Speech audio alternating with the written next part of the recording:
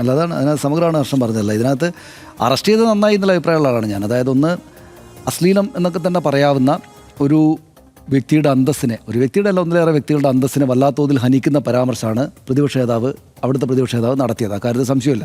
അപ്പോൾ അതിനെ വളരെ ഗൗരവത്തോടെ നേരിടും.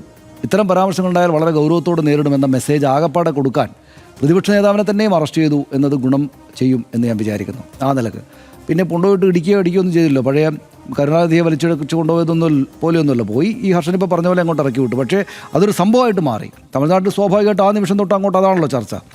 ഇദ്ദേഹം പ്രസംഗിക്കുന്നു, കാവേരിയിലെ പ്രശ്നം പറയുന്നു, ഒരാൾ എഴുന്നേറ്റ് തൃഷയുടെ പേര് തൃഷ എന്ന് വിളിച്ച് പറയുന്നു. അപ്പോൾ ഇയാൾ ഉടനടി ഒരു മോശം പരാമർശം നടത്തുന്നു. പക്ഷേ ഞാൻ എന്തെങ്കിലും പറഞ്ഞോ തൃഷയുടെ ചേർത്ത് എന്ന് പറഞ്ഞാൽ അങ്ങനെയൊന്നും പറഞ്ഞിട്ടുമില്ല. രണ്ട് കാര്യങ്ങളായിട്ട് പ്രധാനമായിട്ട് എനിക്ക് തോന്നി. ഒന്ന്, ഈ DMK ക്ഷീണിച്ചിരിക്കുകയാണ്.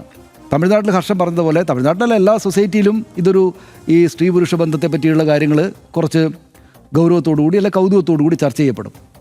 അപ്പോൾ അവിടെ വിജയ് തൃഷ ബന്ധം എന്നുള്ളതൊരു വലിയ വിഷയമാണ്.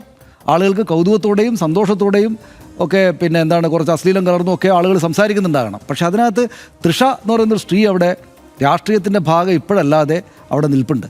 അവരെ ഏത് പൊതുവേദിയിലും വെച്ച് അധിക്ഷേപിച്ച് കളയാം എന്നൊരു തോന്നൽ പൊതുവിൽ അവിടെ ഈ DVKക്ക് ഇപ്പുറത്ത് നിൽക്കുന്ന വിജയ്ക്ക് ഇപ്പുറത്ത് നിൽക്കുന്ന ആളുകൾക്കെല്ലാം ഉണ്ട് എന്നാണല്ലോ നമ്മൾ കാണുന്നത്. അതിനെ ഒത്താശ ചെയ്ത് കൊടുക്കുകയാണ് ഈ പറയുന്ന പ്രധാനപ്പെട്ട രാഷ്ട്രീയ നിലപാടുകളൊക്കെ നേരത്തെ എടുത്ത്, പ്രത്യേകിച്ചും ഈ സനാതനധർമ്മത്തിനെതിരെ പാത്രത്തിലൊരു ബൗദ്ധികമായിട്ടുള്ള നിലപാടുകളൊക്കെ സ്വീകരിച്ച് ഈ DMKയുടെ അവരുടെ രാഷ്ട്രീയ പാരമ്പര്യമുണ്ടല്ലോ, അങ്ങനെ എടുത്തിരുന്ന ഒരു ചെറുപ്പക്കാരനുള്ള നേതാവ് ഇത് ചെയ്തു എന്നത് കുറച്ച് ഗൗരവമുള്ളതാണ്. വിജയ് അങ്ങനെ അറസ്റ്റ് ചെയ്തത് നന്നായി എന്നൊരു തോന്നലുള്ള ആളാണ് ഞാൻ. ഈ വിജയ് തൃഷ ബന്ധം എന്നുള്ളത് സ്വാഭാവികമായിട്ട് രാജ്യത്തെമ്പാടും ചർച്ച ചെയ്യപ്പെടുന്നുണ്ട്. ഒരു മുഖ്യമന്ത്രി ഇപ്പോൾ ഇവിടെ നമ്മുടെ ധ്യാൻ ശ്രീനിവാസൻ്റെ പ്രസംഗം കേട്ടില്ലേ ഹർഷ? അതായത് നവ്യ നായരെ മുന്നിലിരുത്തിയിട്ട് ധ്യാൻ പ്രസംഗിച്ചു, ഞാൻ മുഖ്യമന്ത്രിയാകുമ്പോൾ സത്യപ്രതിജ്ഞ ചെയ്യുമ്പോൾ എൻ്റെ മുന്നിൽ നല്ല സാരി ഇട്ടിട്ട് നവ്യ നായർ വന്നിരിക്കണം എന്ന് തമാശ പറഞ്ഞു. എന്നുവെച്ചാൽ സത്യപ്രതിജ്ഞാ ചടങ്ങിൽ വിജയിയുടെ സത്യപ്രതിജ്ഞാ ചടങ്ങിൽ തൃഷ വന്ന് നിന്ന്. അപ്പോൾ ഞാൻ പറയുന്നത് ഇതിനെയൊക്കെ പല ആംഗിളിൽ കാണാം. വളരെ സന്തോഷത്തോടെയും കൗതുകത്തോടെയും കാണുന്ന ആളുകൾ തമിഴ്നാട്ടിലുണ്ട്, പുറത്തുമുണ്ട്. പിന്നെ ഇതൊരു രസമാണല്ലോ, ഒരു സന്തോഷമാണല്ലോ എന്ന് കരുതിയിട്ട് കാണുന്ന ആളുകളുണ്ട്. പക്ഷേ ഇതിനെ അശ്ലീലത്തോടെയും അവരുടെ അന്തസ്സങ്ങ് ഹനിച്ച് കളയാം എന്ന് കരുതിയിട്ട് ഇനിയും ആളുകൾ ഇങ്ങനെ വർത്തമാനം പറയുകയാണെങ്കിൽ അവർക്കുള്ള ശിക്ഷ വളരെ വലുതായിരിക്കും എന്ന് ഈ ആക്ട് വഴി ബോധ്യപ്പെടുത്താൻ ഒരുപക്ഷെ വിജയ്ക്ക് സാധിച്ചിട്ടുണ്ടാകണം.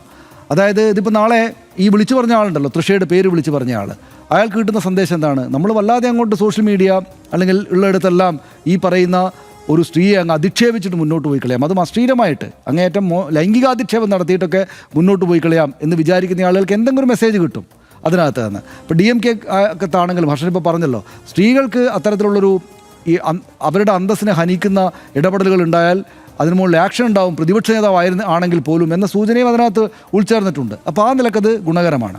രണ്ടാമത്തേത്, അവിടുത്തെ രാഷ്ട്രീയമായിട്ടുള്ളൊരു ആംഗിൾ നോക്കിയാൽ DMKക്ക് ക്ഷീണിച്ചിരിക്കുകയാണ്. DMKക്ക് പക്ഷേ TVKക്കെതിരായിട്ടുള്ളൊരു ബദൽ ശക്തിയായിട്ട് അവരുടെ രാഷ്ട്രീയത്തെ മുന്നോട്ട് കൊണ്ടുപോയേ പറ്റൂ. അവിടെ ഏത് സൊസൈറ്റിയിലാണെങ്കിലും സാധാരണ മനുഷ്യർ ഉൾച്ചേർന്നതാണല്ലോ ഇത്. അപ്പം അതിനകത്ത് കാവേരി ഇഷ്യൂ എടുത്ത് മുന്നോട്ട് വെക്കുന്നത് പോലെ തന്നെയും ഈ TVKക്കെതിരായിട്ടുള്ള രാഷ്ട്രീയ വിദ്വേഷം കൂടുതൽ ശക്തമാക്കുകയും അതിലേക്ക് കൂടുതൽ ക്ഷീണിതരായിരിക്കുന്ന ദുർബലരായിരിക്കുന്ന DMK അണികളെ വീണ്ടും ഒന്നിച്ചു ചേർത്ത് ഇതിനൊരു കരുത്തുറ്റ സംഗതിയായിട്ട് വീണ്ടും പുനഃസ്ഥാപിക്കേണ്ടുന്ന ആവശ്യകത ഇപ്പോൾ ഉള്ളത് ഉദയനിധി സ്റ്റാലിനാണ്. സ്റ്റാലിൻ അദ്ദേഹത്തിൻ്റെ കാലം കഴിഞ്ഞു, അദ്ദേഹം ഒരു സൈഡിലേക്ക് മാറി നിൽക്കുന്ന നമ്മൾ ഉദയനിധി സ്റ്റാലിനാണ് ഈ പാർട്ടിയെ പൊളിഞ്ഞു വീണെടുത്ത് നിന്ന് പൊക്കിക്കൊണ്ടുവരാനുള്ള ഉത്തരവാദിത്തമുള്ളത്. ഇതിപ്പോൾ അദ്ദേഹം മനഃപൂർവ്വം ചെയ്തതാണ് എന്ന് ഞാൻ വിചാരിക്കുന്നില്ല. പക്ഷേ പെട്ടെന്നൊരു അധിക്ഷേപ വാക്ക് ഈ ആളുകളെ ഹരം കൊള്ളിക്കാനായിട്ട് ഇങ്ങനെ പറഞ്ഞത്, അധിക്ഷേപ വാക്കെന്നല്ല അദ്ദേഹം പറഞ്ഞ അധിക്ഷേപപരമായിട്ടുള്ള ആ പരാമർശം പറഞ്ഞത് ഈ തരത്തിൽ സാധാരണ രാഷ്ട്രീയക്കാർ എപ്പോഴും ചെയ്യുന്ന കാര്യമാണല്ലോ. രാഷ്ട്രീയക്കാർ ഈ നിലത്തൊക്കെ സാധാരണ ഇടങ്ങളിൽ എന്ന് വെച്ചാൽ മനുഷ്യർ സാധാരണ സംസാരിക്കുന്ന കാര്യങ്ങളോട് ചേർന്ന് നിന്നുള്ള പരാമർശങ്ങൾ നടത്തും, എന്നിട്ട് ഹരം കൊള്ളിക്കും ആളുകളെ, എന്നിട്ട് അങ്ങോട്ട് ചിരിപ്പിക്കുകയും ത്രസിപ്പിക്കുകയും ചെയ്യും, എന്നിട്ട് അതിലേക്ക് ആളുകളെ ചേർക്കും. അപ്പോൾ DMKക്ക് ഇപ്പോൾ അങ്ങനെ ഒരു ആവശ്യമുള്ളൊരു സമയമാണ് അവിടെ ഈ പറയുന്ന സാധാരണ മനുഷ്യരെ ഇതിനകത്ത് കൂട്ടിച്ചേർത്ത് നിർത്തുക എന്നത്. അതിന് ഇവരേത് തറകളിയും കളിക്കുമല്ലോ രാഷ്ട്രീയക്കാർ, അങ്ങനെയാണല്ലോ രാഷ്ട്രീയക്കാരെ പറ്റിയിട്ടുള്ള മോശം വർത്തമാനം അതാണല്ലോ. അതായത് വോട്ട് കിട്ടാനായിട്ട് എന്ത് തറയും കളിക്കും.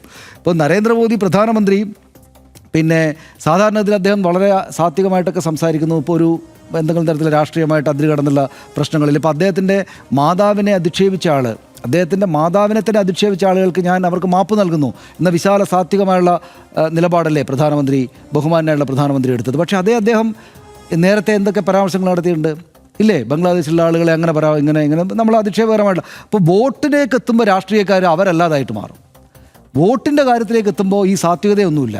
അതിൽ പരമാവധി ആളുകളെ സമാഹരിക്കുക എന്നുള്ളതാണ്. അവിടെ ഈ ഉദയനിധി സ്റ്റാലിൻ ഇപ്പോൾ അങ്ങനെ ഒരു നീക്കമുണ്ട്. അതുകൊണ്ട് ഈ തരത്തിലുള്ള വൃത്തികേടിന് പറയുന്ന ഒരു വേദിയായിട്ട് ഈ പരിപാടി മാറിയത് ഈ വോട്ടിൻ്റെ കാര്യത്തിൽ ക്ഷീണിച്ച് നിൽക്കുകയാണ്. ഈ ആളുകളെല്ലാം കൂടെ ചേർക്കണം, നമ്മളാകെ തകർന്നു പോയിട്ടില്ല എന്ന് കാണിച്ചു കൊടുക്കണം. എന്തും നമ്മൾ ഉറപ്പായിട്ട് പറയും. വിജയ്ക്കെതിരായുള്ള അധിക്ഷേപം ഇങ്ങനെയൊരു ആളെ ചേർത്തിട്ടുള്ളതാണെങ്കിൽ അതും നമ്മൾ പരസ്യമായിട്ട് പറയും എന്ന സൂചന കൊടുക്കാൻ വേണ്ടി കൂടിയാണ് ഈ ഉദയനിധി സ്റ്റാലിൻ ഇത് പറഞ്ഞത്. അതിൻ്റെ ഇമ്പാക്റ്റ് ഉണ്ടാകുമായിരിക്കും. പക്ഷേ അതിനോട് പൊതുസമൂഹത്തിനാകെ ആവശ്യമുള്ള രീതിയിൽ അദ്ദേഹം ഇടപെട്ടു, വിജയ് സർക്കാർ ഇടപെട്ടു എന്ന് ഞാൻ വിചാരിക്കുന്നു.